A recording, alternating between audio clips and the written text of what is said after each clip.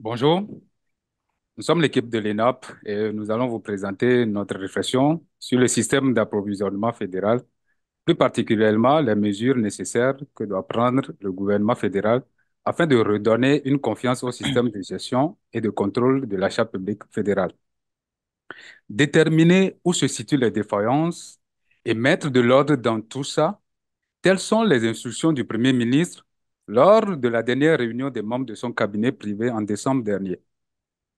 Plutôt, à la suite des irrégularités constatées dans le système, la présidente du Conseil du Trésor disait ceci en novembre dernier, il doit y avoir un meilleur moyen.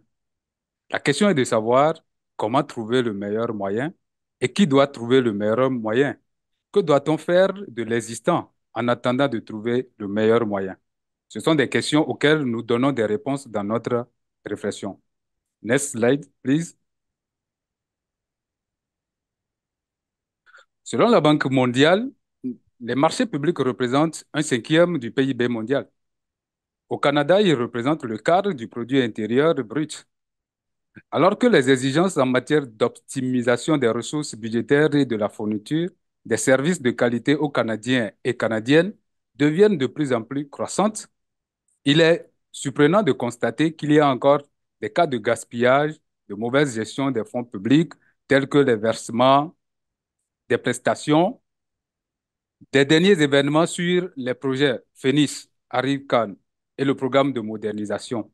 Ces événements, largement médiatisés, ont détérioré l'atmosphère déjà caractérisée par la concentration des contrats fédéraux dans les mains de quelques fournisseurs, les dépassements des coûts des projets, la multiplicité des avenants aux contrats, la faible confiance aux fonctionnaires, etc. En somme, nous assistons à une crise de confiance au système d'approvisionnement fédéral actuel. Quel est le véritable problème alors et que faut-il faire? Next slide, please. Alors, le problème identifié dans le cas de résolution de ce problème au niveau du système d'approvisionnement est celui de la défaillance du système d'approvisionnement fédéral.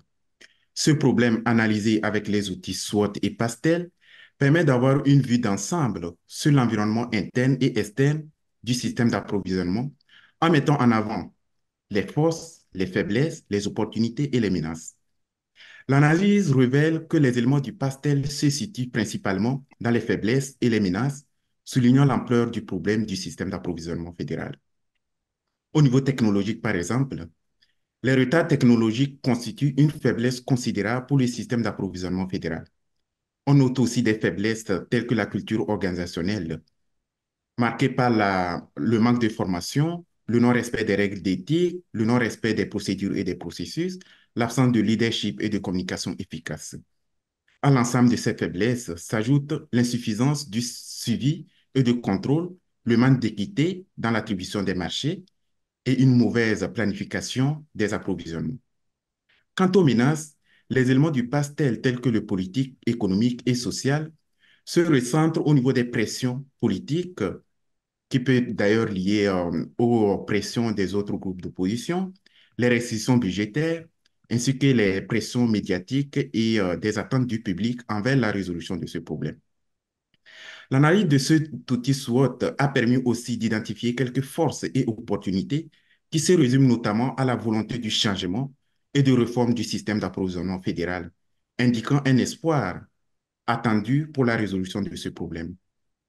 L'objectif de l'utilisation de ces deux outils permet d'avoir une vue d'ensemble sur l'environnement interne et externe du système d'approvisionnement, mais aussi permet d'utiliser les forces et les opportunités pour parer les faiblesses et contrer les menaces.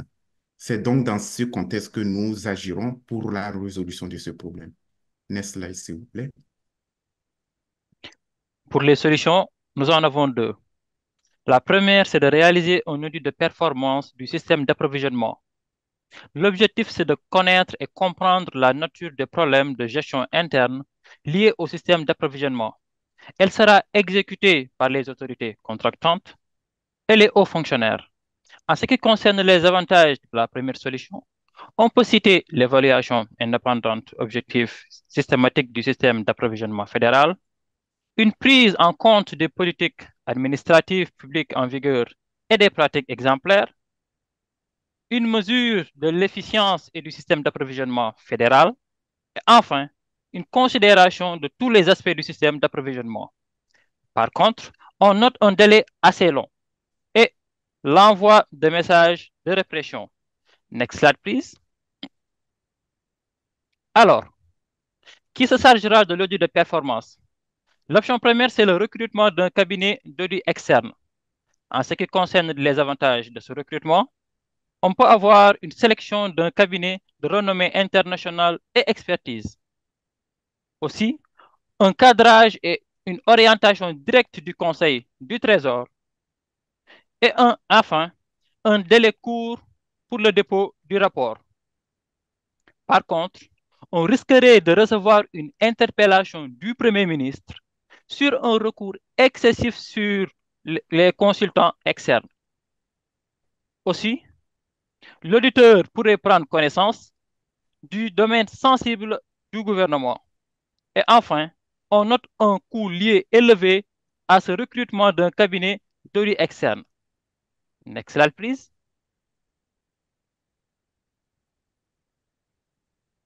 En deuxième option pour cette solution, nous proposons que l'audit de performance soit confié aux dirigeants et dirigeantes principaux des ministères et aux services d'audit qui sont des structures déjà intégrées à l'organigramme des organismes et des ministères.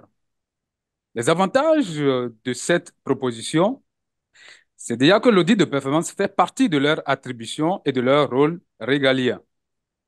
Pour cette option, aucune procédure spéciale de recrutement ne sera vraiment observée et on aura une réduction de coûts. On aura à bénéficier également de l'expertise et des expériences des audits dans les ministères et organismes. Et également, les dirigeants principaux et les dirigeantes principales sont des conseils d'experts au ministre et à la haute direction des organismes. Par contre, comme inconvénient, on aura une connaissance des faits à l'interne et un examen. Il y aura que la structure, les dirigeantes et les dirigeants principaux ne sont pas des structures externes au ministère et aux organismes, ce qui risque d'avoir une partialité et une non-neutralité dans la conduite de l'audit de performance. Et également, ces structures sont dépendantes administrativement des ministères et des organismes. Next slide, please. La troisième option pour cette solution, c'est que l'audit de performance soit confié au bureau du vérificateur général. L'avantage de le faire, c'est que la loi sur le vérificateur général implique déjà que c'est un mandat officiel pour le vérificateur général de réaliser des audits de performance. Il n'aura pas également de procédure spéciale pour recruter quelqu'un qui va le faire. On aura également à bénéficier de la forte expertise et de la richesse des expériences du vérificateur général sur les audits de performance dans les ministères et organismes pour le Parlement. Il y aura également que ce sera à moindre coût. Mais comme inconvénient, c'est que le cas nous précise déjà que le vérificateur s'est prononcé sur déjà certains cas liés au projet en cours. Donc, on a des dispositions de rapport préalable. Le vérificateur général n'est pas un organisme externe au système étatique canadien. Et pour faire le dépôt du rapport, on va assister à un délai plus ou moins long. Next slide, please. Alors, à la question 2 concernant les projets en cours, on note la nécessité de mettre en place un contrôle de gestion.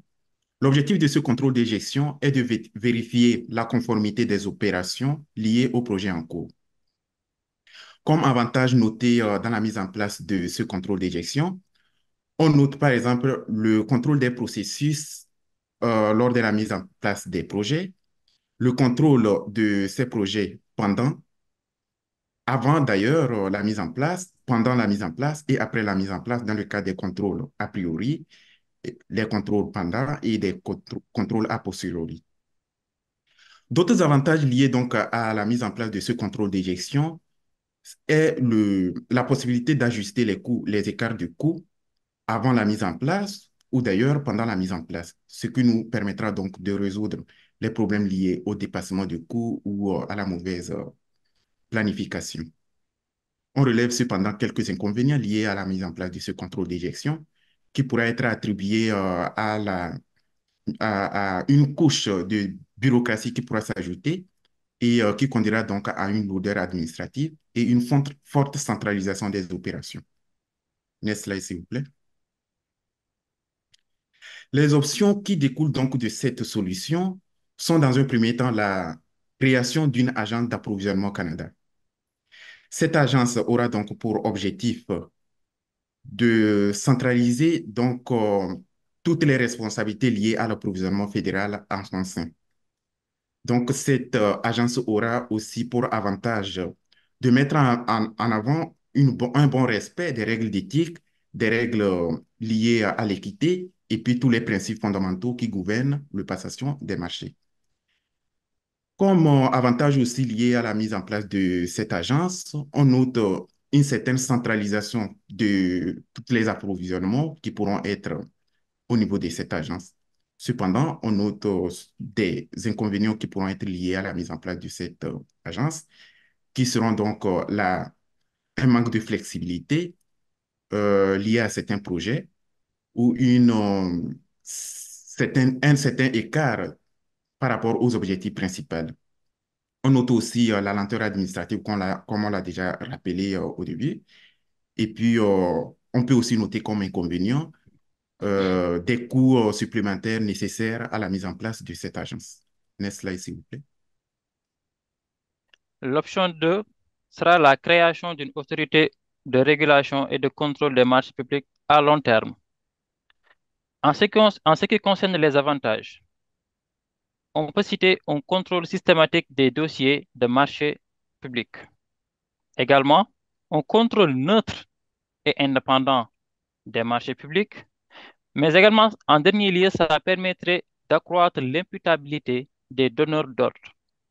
Cependant, on noterait une mise en place pour un délai long, des retards dus à des procédures réglementaires supplémentaires et enfin, le risque de duplication des efforts avec d'autres organes de surveillance du gouvernement. Next slide, please. La troisième et dernière option est la création d'une commission de contrôle de marché public auprès du Conseil du Trésor à court terme. En ce qui concerne les avantages, on peut citer la mise en place rapide et moindre coût, un contrôle de conformité, mais également un respect des normes de transparence et d'équité. Cependant, on assistera à une forte centralisation, un long délai de conclusion des contrats et enfin, un risque de chevauchement avec des fonctions et d'autres entités existantes. Next slide, please. Au regard des options que nous avons proposées et des avantages et inconvénients que nous avons établis, nous recommandons, premièrement, que l'examen officiel, qui sera un audit de performance, soit réalisé par le vérificateur général afin de maximiser les coûts et de pouvoir bénéficier de l'expérience et des expertises des auditeurs du vérificateur général pour les questions liées à la gestion des fonds publics au Parlement. Deuxième recommandation, c'est que le contrôle de gestion des projets en cours soit effectué par la Commission de contrôle des marchés publics auprès du Conseil du Trésor. Au regard des avantages que nous avons énumérés si haut, et ça va permettre de rendre compte directement au Conseil du Trésor des irrégularités, des insuffisances, ce qui va permettre de rapidement régler les problèmes avant que la crise ne survienne. Next slide, please. Pour y arriver, il faut nécessairement qu'il y ait une forte adhésion des différents acteurs, des différentes parties prenantes aux différents projets. Et l'objectif, c'est de communiquer suffisamment avec ces différentes parties et de faire comprendre la nécessité de l'audit, de faire comprendre également la nécessité de la mise en place du contrôle de gestion et de les faire adhérer au projet de réforme, de les impliquer tous suffisamment et de faciliter également la mission d'audit au vérificateur général. Pour y arriver, nous allons informer d'abord les ministres, et ça sera fait par le Premier ministre en Conseil des ministres ou en réunion du Conseil du Trésor ou en conseil privé du cabinet. Également, il faut informer les sous-ministres du projet et du contrôle de gestion Ça se fera par les ministres, en conseil du cabinet ministériel. Les gestionnaires également seront informés par les sous-ministres en réunion des communautés, des comités et par des lettres administratives. Les fonctionnaires fédéraux vont être également associés au projet. Les gestionnaires vont les informer par des notes circulaires, des notes de service, des courriels ou par des affichages internes. Il est très important dans ce processus également de faire adhérer les responsables syndicaux au projet. Ça se fera par les ministres ou les sous-ministres ou par les gestionnaires selon la structuration. Et ça se fera en réunion ou par des lettres qui leur seront adressées. Il faut également demander aux responsables syndicaux d'informer des personnels syndiqués afin de faciliter la réalisation de l'audit par le bureau du vérificateur général. Et ça se fera par les responsables syndicaux en assemblée générale. Next slide, please.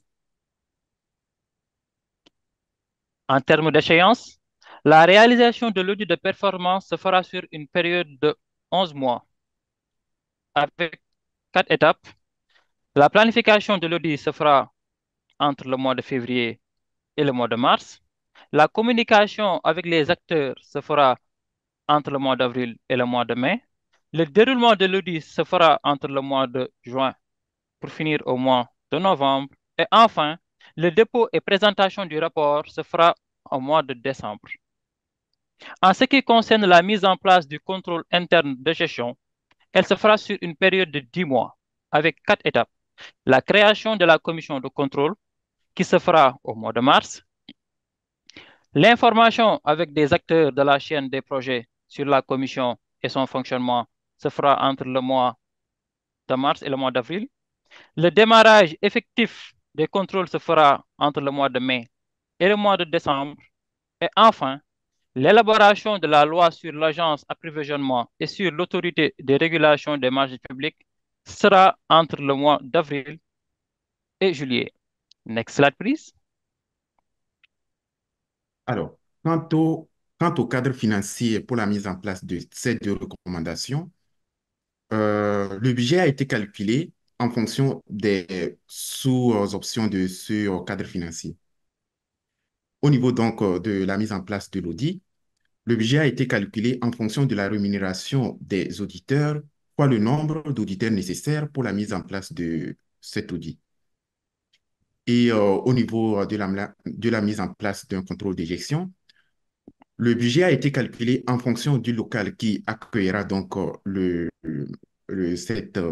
cette commission et puis les salaires des agents qui travailleront dans cette commission plus leurs primes.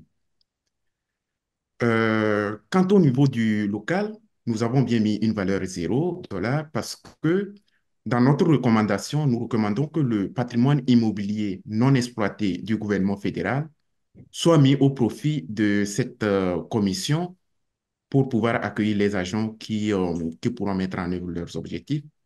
Et les salaires ont été donc calculés aussi en fonction du salaire moyen des agents qui composeront cette commission, fois le nombre d'agents nécessaires pour le fonctionnement de cette commission. Et en plus de cela, s'ajoutent les primes. Et tout cela a été calculé annuellement. L'ensemble donc de ces découpages du budget pour la mise en place de ces deux recommandations nous revient à un total de 963 060 $ pour la mise en place de ces deux recommandations. Nous vous remercions. Merci, cher membre. Nous sommes au terme de notre présentation. Nous vous remercions pour votre aimable attention, vos questions pour répondre. Merci. Merci beaucoup pour votre exposé. Nous allons maintenant prendre le temps de poser des questions. Vos réponses à ces questions comptera pour certain pourcentage de notes finales. Donc, merci encore pour votre présentation. Ça s'est bien déroulé. Alors, peut-être on pourrait commencer avec Philippe. Souhaitez-vous poser votre question, Philippe, par rapport dans le domaine des résultats, peut-être? Oui, bonjour, merci, merci infiniment pour la présentation, très appréciée. Comme vous le savez, les ministères sont soumis à énormément de pression en ce moment pour livrer des résultats pour les Canadiens. Et évidemment, les processus d'approvisionnement sont un des moyens qui sont à leur disposition pour s'assurer qu'ils sont en mesure d'atteindre ces résultats. Comment la stratégie que vous nous proposez ce matin est en ligne avec ce besoin d'utiliser les marchés pour atteindre des résultats? J'aimerais vous entendre comment les stratégies que vous déployez vont permettre de s'assurer que le processus d'approvisionnement demeure axé sur les résultats. Et en sous-question, est-ce que vous avez pensé aux risques potentiels de votre stratégie et avez-vous des stratégies d'atténuation pour s'assurer que vos stratégies ne réduisent pas la capacité des ministères d'atteindre des résultats pour les Canadiens? Ça seraient mes deux questions. Merci.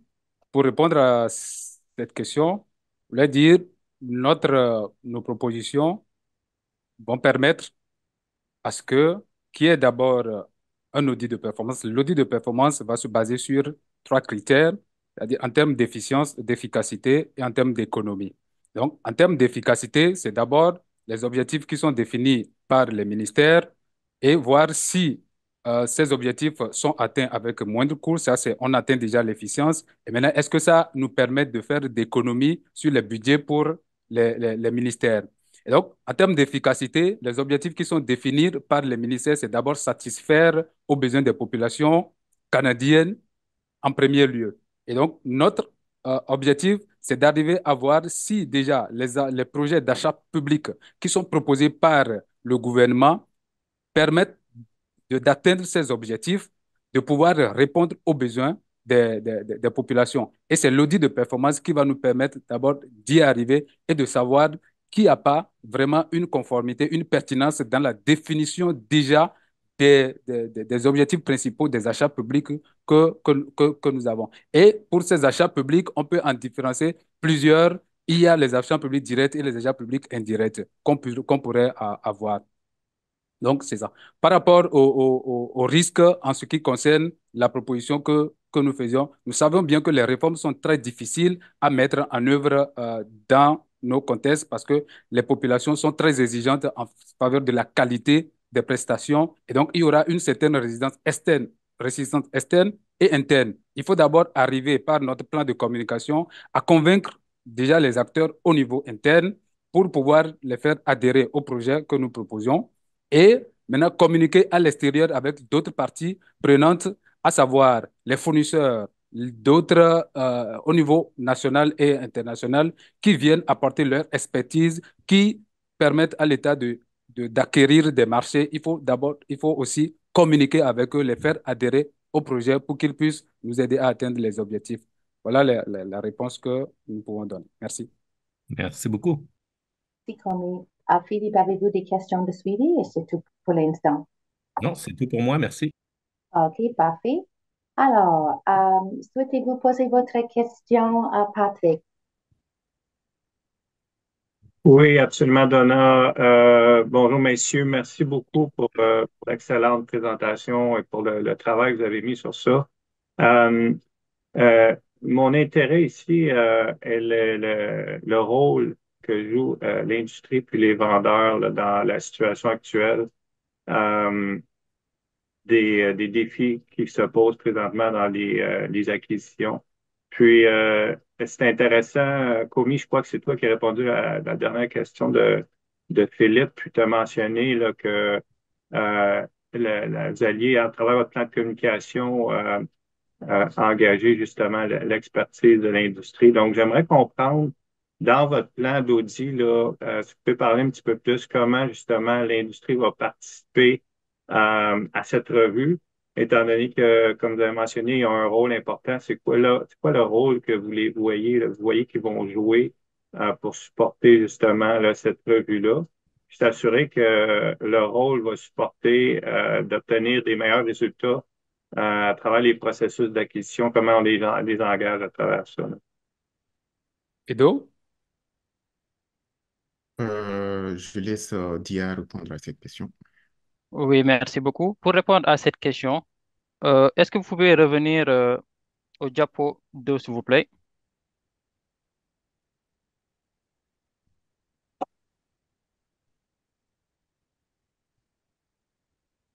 I think. Merci. En fait, dans notre présentation, et dans l'identification des problèmes, on a noté des enjeux d'équité sur l'approvisionnement concernant l'industrie et, et comme le figure pour nous le montrer, il y a eu des entreprises qui ont capitalisé beaucoup de contrats, contrairement à d'autres. Et dans la proposition que nous allons faire, à travers la création d'une autorité de régulation pour les marchés à court terme, on envisagera de créer un département qui permettrait de gérer des plaintes. Pourquoi? Ça permettrait aux entreprises, aux entrepreneurs, bon, au moment de la soumission des contrats, s'ils déterminent ou s'ils voient des illégalités, de permettre de déposer des plaintes et ces plaintes pourront être traitées au niveau de l'agence de régulation. Dans ce sens, cela permettrait de réduire le niveau d'iniquité et permettre d'accroître la transparence dans la gestion de passation des marchés publics. Merci. Merci beaucoup pour la question. Je n'ai pas d'autres questions, Donna, pour le moment. Oui, parfait, merci Patrick. Et aussi, peut-être, Ron, avez-vous une question de poser? Oui, merci beaucoup pour la présentation. Pour votre deuxième recommandation concernant le contrôle de gestion des projets en cours, euh, euh, que pensez-vous? Quels sont les principaux risques qui pèsent sur cette plan, sur cette recommandation et comment gériez-vous ces risques? Dia? Bon, pour gérer ces risques, on a d'abord identifié la création de l'agence d'approvisionnement.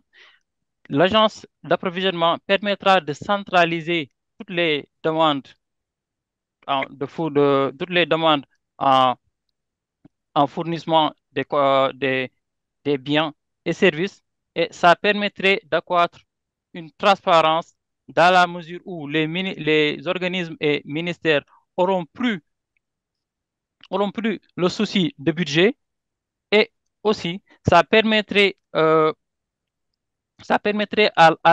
l'entité de pouvoir centraliser toutes les demande et, et cette agence sera coiffée par la commission de régulation des marchés publics qui sera sous la direction du Conseil du Trésor et avec l'audit de performance et les recommandations du vérificateur général, on va mieux s'adapter et mieux déterminer comment bien gérer les défis liés aux risques.